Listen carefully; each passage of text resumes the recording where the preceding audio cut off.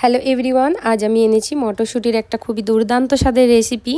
এখন তো মটরশুঁটি প্রচুর পরিমাণে সস্তা হয়ে গেছে, তাই আপনারা মটরশুঁটির এই রেসিপিটা অন্তত আমার রিকোয়েস্টে একবার তৈরি করবেন।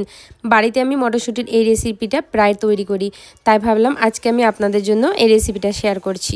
দেখুন, এখানে আমি 500 গ্রাম মটরশুঁটি নিয়েছি, আর মটরশুঁটির দানাগুলো ছাড়িয়ে নিয়েছি। কতটা ফ্রেশ মটরশুঁটি ফ্রেশ এনেই তৈরি করবেন, দেখবেন মটরশুঁটির রেসিপিটা খেতে দুর্দান্ত লাগবে।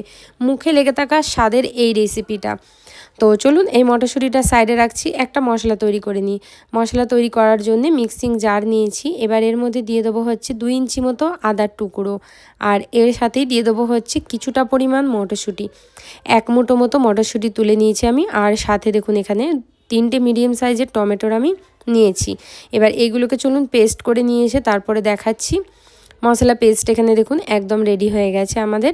এইটাকে এবার সাইডে রেখে দিচ্ছি, রেখে দিয়ে সরাসরি এই তরকারিটা তৈরি করার প্রসেসে চলে যাচ্ছি। এখানে কড়াই নিয়ে নিয়েছি, কড়াই গরম করে একদমই সামান্য পরিমাণে তেল দিতে হবে।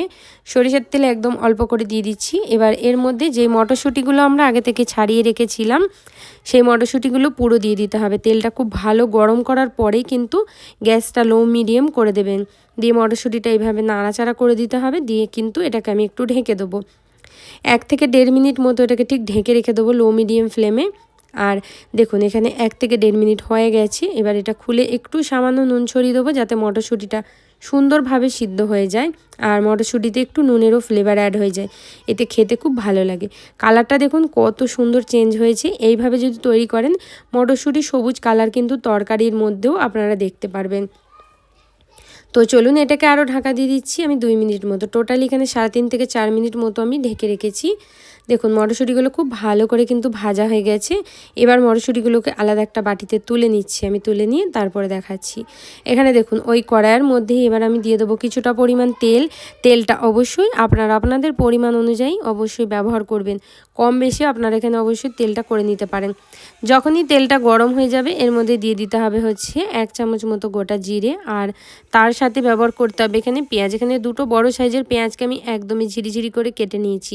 পেঁয়াজটা এবার খুব ভালো করে ভাজতে হবে, যতক্ষণ না পেঁয়াজটা আমাদের পুরোপুরি লাইট গোল্ডেন কালার চলে আসছে না, ততক্ষণ পেঁয়াজটাকে আমাদেরকে ভেজে ফেলতে হবে। দেখুন এখানে পেঁয়াজ কিন্তু একদম সুন্দরভাবে গোল্ডেন কালার হয়ে গেছে। এবার এই সময়ই এর মধ্যে মশলাটা দিয়ে দিতে হবে, যেই মশলাটা আমরা আগে থেকে পেস্ট করে রেখেছিলাম আদা টমেটোর আর মটরশুঁটির, সেটা দিয়ে দিতে হবে। দিয়ে হাই ফ্লেমেই কিন্তু এটাকে অনবরত নাড়াচাড়া করে আমাদেরকে কষিয়ে নিতে হবে। এতে কি হবে, যে আদাটা আছে আর টমেটোর আছে, তার কাঁচা গন্ধটা যাতে খুব ভালোভাবে চলে যায়, সেই জন্যে। অবশ্যই বন্ধুরা, রোজকার ভিডিওর মতো আশা করছি আপনাদের এই ভিডিওটাও খুবই ভালো লাগবে। আপনারা অন্তত একবার বাড়িতে তৈরি করবেন, আর তারপর আমায় কমেন্ট করবেন। দেখবেন কতটা বেশি টেস্টি হয়, আপনাদের মুখে কিন্তু এর স্বাদ লেগে থাকবে। বাচ্চা থেকে বড় কিন্তু এটা সবাই পছন্দ করবে। মশলাটা দেওয়ার পর প্রায় 3 মিনিট হাই ফ্লেমে আমি কষিয়ে নিয়েছি। কষিয়ে নেওয়ার পরে এবার বেসিক মশলাগুলো দিয়ে দেবো। যেমন দিচ্ছি সবার প্রথমে এখানে 1/2 চামচ নুন, 1/2 চামচ মতো হলুদের গুঁড়ি, 1 চামচ মতো লাল লঙ্কার গুঁড়ি, আর সাথে দেবো 1/2 চামচ মতো ধনিয়া গুঁড়ি, আর এরই সাথে 1/2 চামচ মতো দিয়ে দেবো জিরে গুঁড়ো। এইগুলো সব দিয়ে খুব ভালো করে এবার আমি এটাকে মিক্স করে নেবো। দিয়ে সুন্দর করে মশলার সাথে মিশিয়ে নিয়ে এটাকে কষাবো। যখন এর মধ্যে যদি দেখেন আপনারা যে মশলাটা কড়াইয়ের গায়ে লেগে যাচ্ছে, তাহলে কিন্তু অল্প অল্প করে জল এখানে ব্যবহার করতে পারেন। জল দিলে মশলাটা আর কড়াইয়ের গায়ের মধ্যে লেগে যাবে না, তাই আমি এখানে অল্প অল্প জল ব্যবহার করে এটাকে কষাবো। সুন্দর দেখবেন কষাতে কষাতেই মটরশুঁটির একটা এত সুন্দর ঘ্রাণ আসবে, যে আপনারা এতেই কিন্তু খুবই ভালো লাগবে, খেতে মন করবে, এতটাই বেশি সুন্দর একটা ঘ্রাণ আসে। এবার এখানে আরও অল্প জল দিচ্ছি। জল দিয়ে খুব ভালো করে এবার মটরশুঁটিটাকে কষিয়ে নেবো। যতক্ষণ এই মটরশুঁটির মশলাটা আমাদের কষানো হচ্ছে না, তখন দেখবেন যে ওপর থেকে এরকম হালকা তেল ছেড়ে আসলেই ভাববেন মশলা পারফেক্ট কষানো হয়ে গেছে। এবার যে মটরশুঁটি আলাদা করে সাইডে ভেজে রেখেছিলাম, সেই মটরশুঁটিগুলো এর মধ্যে দিয়ে দেবো, আর দিয়ে নাড়াচাড়া করে মিক্স করে দেবো। মিক্স করে দেওয়ার পরে এর মধ্যে কিছুটা 1/2 গ্লাস মতো জল আমি ব্যবহার করব। জলটা দিলে গ্রেভিটা একটু স্মুথ হবে, আরও খেতে টেস্টি লাগবে। দেখুন এখানে 1/2 গ্লাস জল দিয়ে এটাকে খুব ভালো করে মিক্স করে নিচ্ছি।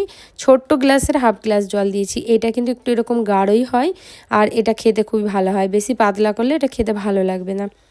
এবার ঢেকে প্রায় লো ফ্লেমে আমি 5 মিনিট থেকে 7 মিনিট এটাকে ঠিক এইভাবে রেখে দেবো।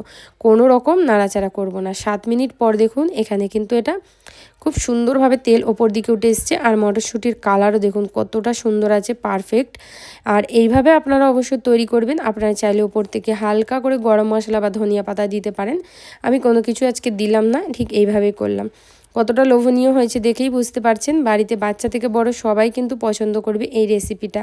রুটি, ভাত, পরোটা সব কিছুর সাথেই ভালো লাগবে। অবশ্যই বন্ধুরা লাইক, কমেন্ট, শেয়ার করে দিতে ভুল